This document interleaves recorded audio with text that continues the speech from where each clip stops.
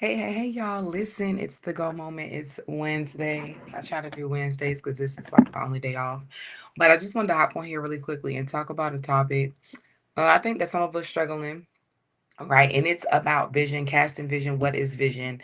A lot of times people get asked the question like, how do I know what my purpose is? How do I know what I'm here for, what I'm supposed to be doing? And so I thought that this morning I'll just bring like a little clarity on that, just for us to have a mental picture of what does that look like. So listen, when y'all come and say hi, say hello. This is super not really like formal, right? But just say hello when you come in. So I think one of the things that a lot of us struggle with is the word called vision, right? What is vision? What does it mean to have vision? Why am I struggling?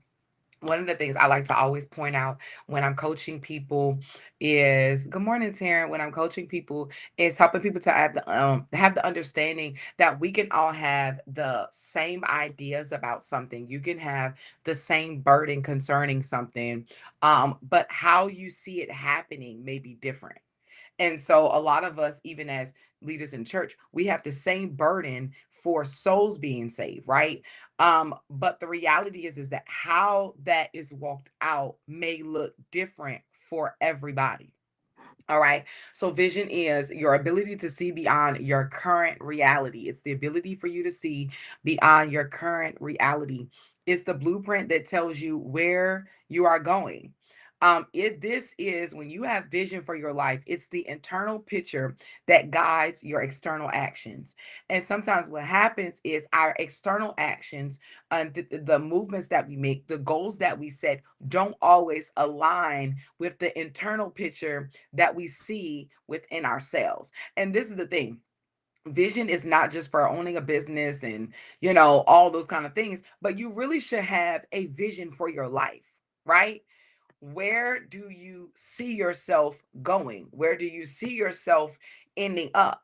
And the external actions that we make, right, should align with the picture that you see for yourself. The problem happens when a lot of us, our picture becomes distorted. Okay, your picture becomes distorted. And how does your picture become distorted? Oftentimes, your picture becomes distorted based off of things that you've gone through, based off of present moments, based off of trauma, based off of pain, based off of things that you go through, things that work that didn't work.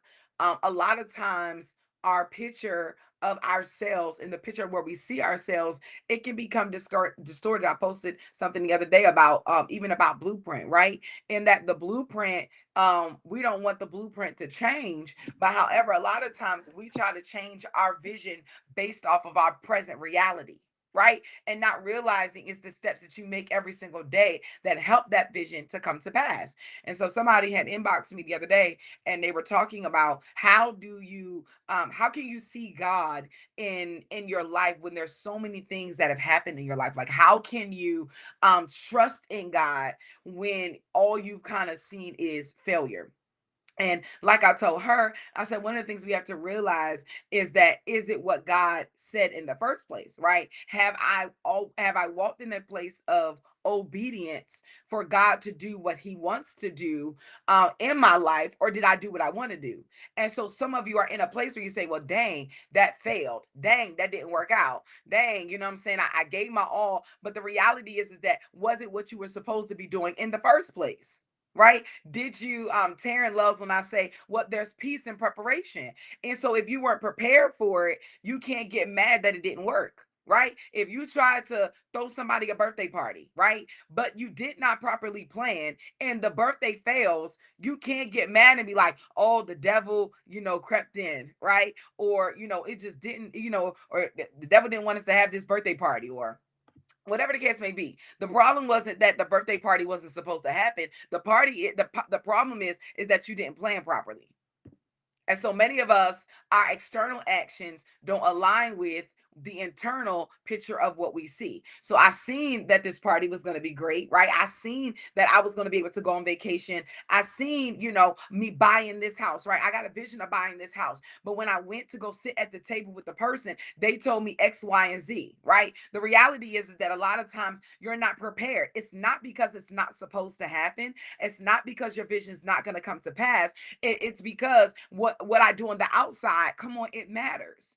And so when you're looking at your life and you're looking at the vision that you have for your life, if your actions and the daily things that you do every single day are not aligning with that ultimate end goal, you're not going to see what you desire.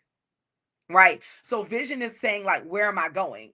Why does it matter? What must I change for me to get there? So if you have vision for your life, you see where you're trying to go, and seeing where you need to go, you're able to analyze, what do I need to do to get there? Right. That's where those external things, I tell people all the time, you should be doing something every single day that is going to help you to reach your goal. I don't care if you write one chapter.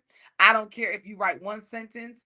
I don't care if you write one page, right? I don't care if you save $1, if you save $5. You should be doing something every single day that gets you closer. The problem is, a lot of times, is that we don't, if I can't save 100, I don't save the 5, right? If I can't save the 1,000, I don't save the 100. But not realizing that it gets you further behind. So it's like, if I can't do everything, I don't do nothing. But you should be doing something every single day that's going to align with your goals, that's aligning with your end goal, that's going to get you closer to where you're trying to go. When I was writing my book, I was like, listen, I got to write a chapter. You know what? Monday, Wednesday, and Friday are my writing days, because those are like days I can write, right? I look at my life. And so I'm like, I just got to at least write one chapter every single day. What happens is, you sit down, and if you can't write the book in one day, you can't write the book in one week, you're like, you know what? It's not meant for me to do this. It's not something I'm supposed to be doing. Because what happens is, you try to tackle everything. And if you can't tackle everything, y'all, we don't do nothing. So understanding that sometimes there are changes that we have to make in order for our vision to come to pass. There are adjustments that you have to make. And this is the thing, like I said before, me and Taryn may have the same thing that we're after. We may be trying to pursue after the same exact thing, but how we do it is going to be different. And that's the part that we have to understand. There's so many different coaches out here, but how I coach and how the next person coaches is two totally different ways. And I have to be okay with that. The problem is, a lot of times, is that we're not okay with different. We're not okay with doing something different. We think that our different makes it seem like people are not going to want to receive from whatever it is that we're doing. Even in ministries, we feel like we got to do ministry like everybody else, when all of our ministries are going to be different. And so it's like, well, if I can't do it like this person, then I'm just not going to do nothing at all. Or you're doing it like this person, and you're trying to figure out, why am I not seeing success? And like, the people, like, I love the analogy when they go through the aisle, and they're like, all these different types of bread, right? And it's based off of the needs of the person that determines what they choose. It's based off of the needs of the person, and that determines what they choose. Some of them don't like butter bread. Some of them don't like sourdough bread. Some of them don't want the little pieces on their bread, right? So it just all depends on what a person desires, and that determines what they choose. It doesn't make what I have to offer bad. It just means that what I have, there's a certain type of people that is drawn to what I do, that is drawn to what I desire. Without vision, hear me, people will drift. When you don't have a vision for your life, right? When you're not tapping into your vision, it will drift. I remember I gave this analogy some years ago that God had showed me, like, about how the innocence of a kid, right? The innocence of when we grew up, we were like, oh, I'm gonna be a firefighter, I'm gonna be a police officer, I'm gonna be a lawyer, I'm gonna be a doctor. And we have to ask ourselves, right, that over the years, what changed?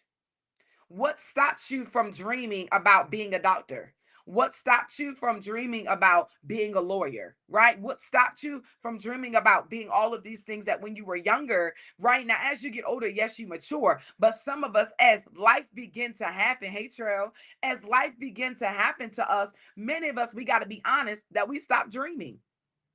We stopped having vision. Maybe you had a baby, before you wanted to. Maybe somebody passed away and they were instrumental in your life. And so when they passed away, it was like you got injured and you stopped having vision for your life. Good morning, Miss Laura. You stopped having vision for your life. At some point, we have to take that evaluation. Like, when did I stop dreaming? I remember even like about a year ago, the Lord began to deal with me because life started happening, right? And at a point in time, I was looking at houses, I was looking at cars, and I'm like, oh my God, like this is the type of house I want, this is the type of car I want. And at some point in my life, when finances started to get crazy, I stopped dreaming. I stopped having vision. And so when somebody was like, well, what kind of house do you want? I'm like, you know what? I ain't even really thinking about that right now. You know what I'm saying? Like, well, what kind of car you want? Well, you know what? Listen, that ain't what it really, what I'm thinking about in this moment. And so vision is not a bad thing, but the reality is that when life starts happening, our vision becomes distorted. When life starts happening, we get rid of the blueprint. Come on, we dilute the blueprint. And when life starts happening, you were like, I'm going to sell 10 houses. Then life started like, if I could just get the 5. No, the goal was for me to sell 10. But when life starts happening to us, we allow the outside, the external of what we see to start to distort what I already seen in the internal. And that's why I made the post the other day. I was like, listen, the blueprint still stands. What you've seen for your life. And can I tell you, even what God showed you for your life, it still stands. And life situations, come on, they don't dictate what the end result is going to look like. But you have to be willing to do the work beyond your present moment. We let the care of this world blot out our vision and distractions. Absolutely. When things start happening, oh, I wasn't supposed to do that. I went through that. So maybe, I'm always honest, right? Me and my ex, we brought a house together. We were buying another house together. And so I only had known like buying houses together. I'm a self-employed, and so going through a divorce, I didn't see myself being able to go and get a house, right? I didn't see myself being able to do that because I allowed life circumstances to dictate what the end result looked like. I always said I'm gonna have a house with this and it's gonna look like this, and I want to have a pool in my backyard. But somewhere along the line, I remember the Lord woke me up at 3:05 one morning and he said, you stop dreaming. He said, you stop having vision. You allowed what was going on in your present moment to dictate what the end result is going to look like. And I came to encourage somebody today to don't allow where you are right now and what's happening to make you forget what God said. Not only to make you forget what God said, but to make you forget what you said. Because there are some words that you opened up your mouth and you spoke over yourself. There are things that you said that I want, because some of this stuff you don't need God to get. Can we be honest? There's some things that we desire. If you got good credit, you can get a house. Come on, and you got the money saved up, you can get a house. If you got good credit and you got the money, you can afford it, you can get the car. Some of these things that we say, it don't take God. Listen, it takes work. It takes work. It takes work. And we have to be willing to do the work beyond our present moment. I got to be willing to say, you know what? If nothing else, I may not be able to get the house in the year like I thought that I was going to, right? But if I can take a good 2 years and I could put X amount of dollars to the side, I can work towards that. And then here's the thing, and I can give God something to work with. Come on. If I steward it well, I can give God something to work with. So it's not the fact that I can't get the house. It's called stewardship. Because if you can spend $20 a day on coffee, you can put $20 a day to the side to reach your goals. When people tell me, oh, I can't start the business, I don't have the revenue, I don't have the money. My question is, but where do you spend your money? Right? I don't have the money to, to get all the materials that I need to start the business. But you go on vacation, though.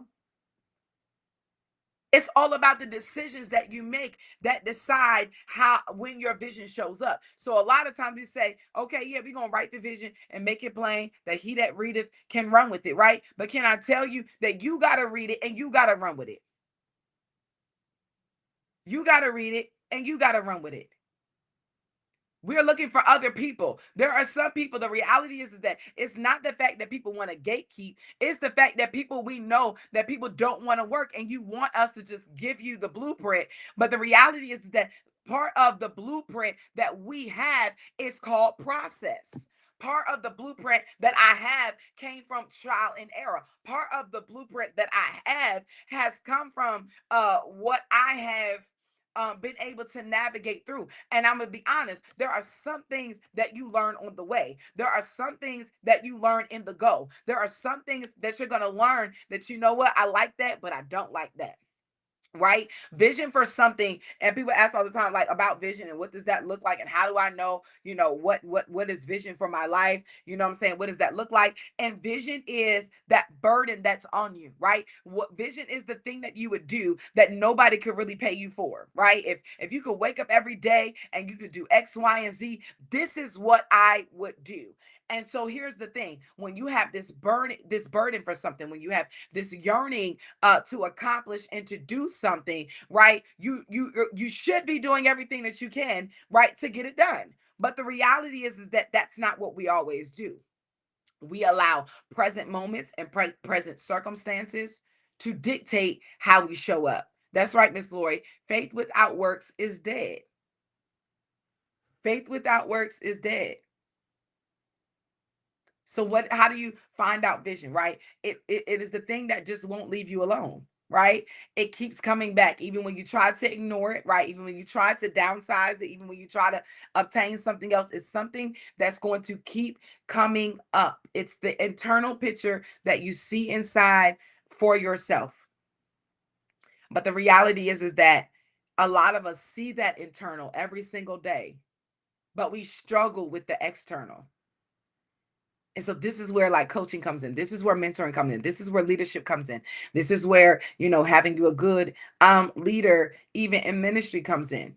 Why? Because they won't allow you to sit, right? They're going to hold you accountable to what's in the inside of you. They're going to draw it out. They're going to pull it out. When people come, and I tell people all the time, give me the full picture. I don't want the partial, but give me the full picture. And then it's my job to help them to break it down into obtainable goals that make sense. Because sometimes what we're trying to do just don't make sense. Can we be honest? Some stuff that we're doing, it just don't make sense. It don't make sense. I tell people it don't make sense for you to have a year's worth of vacations, right, planned out where you're spending money, and then say that, well, these are the goals that I have. Unless you got money at disposal that you have the ability to do both, right, at the same time, something got to give. And oftentimes we're going to choose what is fun, what is, in a moment, versus what is going to carry me through a lifetime. And that's the one thing that I've been preaching and teaching about over the last couple of months, is that we're building something that's going to last, right? We're building legacy. To some people, they're like, well, why don't you do this? And maybe, why don't you do that? And I tell them all the time, listen, I'm building something that's going to last. I have to build. I told you guys this last week when I went live. I said, I have to build at my level of capacity. I'm not trying to go viral because I can't keep up with viral moments. So I'm building at the level that I can build on. I'm doing at the level that I can do. And but here's the thing. I'm doing something every day that's eventually going to get me to my end goal. Like, my end goal, my ultimate goal is I'm going to have me a K through 12 school. That is, and I can speak it out loud because I don't care, because all schools are going to be different. I can say it out loud. I'm going to have me a school. So everything that I'm doing right now is building towards school. It's building towards my ultimate goal, is to be able to empower young people at a young age and give them the things that I did not have. And so to some people, it doesn't make sense. Well, why would you do that? And then why would you do that? It don't have to make sense to you. It makes sense between me and God, and that's all that matters. And sometimes the steps that you make won't make sense to everybody else, but it makes sense to you. So you have to do what works for you. And so even in these moments, like, I get it. They're like, oh, you need $20,000 as a down payment. You like, I don't have that kind of money, right? I don't have it. You don't have it right now. But if you put in the external work towards it, you can see your internal vision. But it's going to take work. And I think the problem is that we just don't want to do the work sometimes. We want everything just to happen so quick. But if you could do the one thing that leads to the next thing, that leads to the next thing, that leads to the next thing, you're going to get there. My salon business, it's like I don't have to do anything. I don't promote for that business. I don't I don't have no cards. I even stopped posting on Instagram and Facebook because baby, I have enough clients to last me a long time. And I get so many referrals to the point where that just literally it takes care of itself. But that thing led to the next thing, right? That led me to what I started, operating in trichology. And that trichology led me to doing this. And now I went from this to this, and now I'm teaching. Right. So now I'm doing one-on-ones. I'm going into salons. I'm helping people build their clinics. I'm helping people. It's the thing that leads to the thing. I seen myself being able to do it, but I didn't rush the process either because I understood that it's the process of what I'm learning that helped me to get to this place. And that's what I came to encourage you guys this morning, that it's the process of things that lead from one thing to the next that's going to get you ultimately to the goal and to the place that you're trying to get to. But don't allow your life moment today to distort what you saw, to change what you saw. Don't dilute what you have seen, right? If you see yourself owning this and being here and building this, don't allow where you are today. All of these different businesses, they'll tell you Amazon started in their garage. Some of y'all trying to go get warehouses for what? Stay in your garage and build. And until you've maxed out of there, then you go somewhere else. There are a lot of businesses, they tell you. This one girl, I was following her the other day, and she was saying like how she doesn't have a big warehouse, that her house is literally covered in product, all over the place. She's shipping 5,000 orders from her home. So sometimes you're looking at what somebody else is doing and you're like, oh, they got a warehouse. Do you know what it took for them to get that warehouse? Do you know what it takes to keep that warehouse? Some of them wish they would have never got that warehouse. Let me just stay at home and max out. Even I was doing my products, and people were like, well, you should do da da da. Like, no, when I max out of my home and my garage, then that's when I will decide if I need something bigger. Even in my salon, right? People are like, when don't you want to get like, yes, I wish I could do some upgrades in there and do something different. But what I realize is that until I maxed out in here and we are in complete overflow and we are stable and steady and we got the same crew and we're not exchanging the crew every couple of years, I'm not going to move into another building. It works for where we are right now. There's levels to this. So I came to encourage you guys, whatever you saw from the beginning, hold on to that. Whatever that burden is that you have, keep that.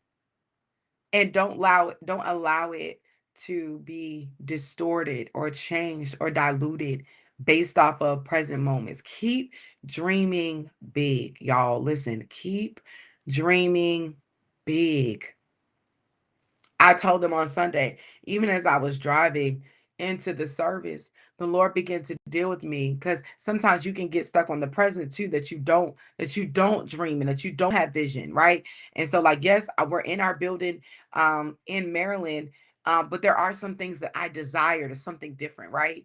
And I remember I was driving in on Sunday, and the Lord was like, "Tell me what you want the campus to look like." Right? He said, tell me all the different parts. Tell me all the different phases. Tell me what is it that you want to see in there? What is the vision that you see for the building for Life at the Well? And it just literally stirs something up in me, which in my mind, here's the thing, in my mind, I knew it, right? But it wasn't until I started to write things out, started building out blueprints, playing around with chat. And I was like, oh my God, seeing it. This is why we do vision board parties. Vision board parties are not meant to be something cute that we just do and you just plaster a bunch of pictures all over the wall. A vision board is supposed to give an external picture to what you see internally, not making stuff up, right? A bunch of random stuff and a bunch of random things that don't even relate to your life or where you're going. But it's supposed to give you a real picture of where do you see yourself. I was hoping I had mine, but it's over there. Where do you see yourself? Where do you want to go? And so when you're looking at your vision board every single day, right? it should be able to give you a clear picture of where do you see yourself. So when I'm looking at it, I'm like, you know what? Because I got my vision board on my phone too. I keep it in front of me. But even when I'm looking at it, I'm making sure every day, am I doing what I'm supposed to do to stay in alignment with what I saw? When I start to get distracted, right? When I start to feel overwhelmed, let me go back to what I said. I got this goal on here, and I know people like it's not really a good car, but I keep on saying, listen, when I make my first million, I'm gonna go buy me a G Wagon. That's mine. That's what I want. That's what I desire. And I say my first million because I'm gonna pay it off, and I don't want no payments. When I buy it, I'm gonna buy it outright, and that's gonna be my car. You know what I'm saying? I got it on here. It has not changed. Right? I kept saying, like, ooh, by the time I'm 35, I was gonna be a millionaire. Okay, I'm 36. I ain't quite there yet. You know what I'm saying? But I'm like, I'm still holding fast and true that that's what I'm going to be. Right. But I also have to make sure that I am doing the external work to get there. I got to make sure, y'all, that I'm stewarding my finances well. I got to make sure that I'm stewarding my time well, that I'm not wasting my time in places that I should be building what I'm supposed to be building. And I can be honest that in past times, I've wasted time going and showing up and trying to build everybody else's thing that I did not build what I was supposed to build. Blessings, woman of God. This word is rich. Thank you. I spent so much time helping everybody else. And so right now in this moment, like I've turned down engagements. I've turned out things. Why? Because I got to make sure that I'm taking the time to build what I need to build for myself. Not that I'm not going to help people, but I got to be very strategic. And y'all, we've done a lot where we've given out money. We've sold into other people. But can I ask somebody this morning, when was the last time you sold into you? It's easy for us, and I'm going to be honest. I will stand and I will give when I go certain places. I'm like, listen, they're like, listen, I'm gonna give, who got $100, I'm gonna sow into the vision of somebody else. Listen, I sow even when I'm not in a service. If I can't go, I'm gonna sow into a conference. Why? Because I believe in what they're doing. But I cannot sow more into somebody else more than honestly what I'm willing to sow into myself. You're scared to sow $100 into yourself, but you'll sow $100 into somebody else. And I'm not saying that it's something that we should not sow into people. Don't get me wrong. But what I'm saying is that how you scared to sow $100 into you? There's a $97 course that you could take, and you're like, oh yeah, well, I'm not going to do that. But somebody else call you and they need money, and you just gave that $97 away. So sometimes our delay is not because we're not supposed to have it. Your delay becomes when you try to do more for other people. Come on, then you're willing to do for yourself. You can make time for everybody else and what everybody else needs, and they'll call you up in the phone and they're like, Miss Lori, I need you to be here. And you'll run and you'll go. But when it comes to ourselves, we have a really bad problem with showing up for other people and not showing up for ourselves. We got to do a better job. Everybody else can be in crisis, and y'all, we're going to do whatever it takes to get it done. But it's almost like we feel guilty about doing for ourselves. We feel guilty about sewing into us. We feel guilty about investing. Your kids don't need no more clothes. Listen, your kids don't need no more clothes. You keep on buying them clothes and Jordans and everything that they don't need. They don't need nothing else. Take that money and invest it in you to get you to your next. Steward yourself well. Steward your finances well. Steward your resources well. It ain't nothing worse than you can use resources, right? Resources to kind of help somebody else. I'm gonna connect you with this person. I'm gonna connect. Well, you need to be the one that need to be connected. But it's so much easier for us to do for somebody else than it is for us to do for ourselves. So I just came to encourage you, listen, let your external align with the internal. What you see on the inside. This is where this flip-flops. I've been telling us all year is that I want our lives to line up. Sometimes we look like we got it all together, but deep down on the inside, we're struggling. And I'm like, I want what we're showing up on the outside to match our inside. But let's flip-flop that. A lot of us have goals and dreams and aspirations on the inside of us that we're not doing, that we're not going after, that we're not pursuing. And so I want what we see on the outside, I want us to have it in our hand. But the only way you're going to have it is if we do the work for it to get there. The only way it's going to happen is if we discipline ourselves to be able to see it. This season of my life is called self-preservation. And for people that don't understand, I just have to let them not understand it. But I have to preserve myself so that I can do what I need to do. Because oftentimes I do everything for everybody else. And then when it comes down to me, I'm exhausted and I'm tired and I can't perform for me. And so that's why I believe that God is trying to get us to that place that we listen. He wants you to see what you see in here, in here. Like I want you to see what you see inside your heart. I want it to be in your hand, but we have to be willing to do the work in order for it to get there. So that's all I have for y'all today. Thank y'all for joining. Y'all six that hung tight with me today. I appreciate y'all. I try to come on here at least once a week. I've been trying just to encourage us, just to have a little coaching moment. I call it a go moment, because it's easy for us to get caught up. I know for me in the hustle and bustle of life, that we don't stop and sit and reflect and process. So I just want to encourage you guys today to keep going. Don't stop dreaming. Don't stop having vision. But we also have to be willing to do the work so that we can see what we saw. Okay. I love y'all. Y'all have a great and amazing day. Oh, hey. Thank you. Thank you guys for joining. And thank y'all for watching. And I'll see y'all again another day. I don't know when, but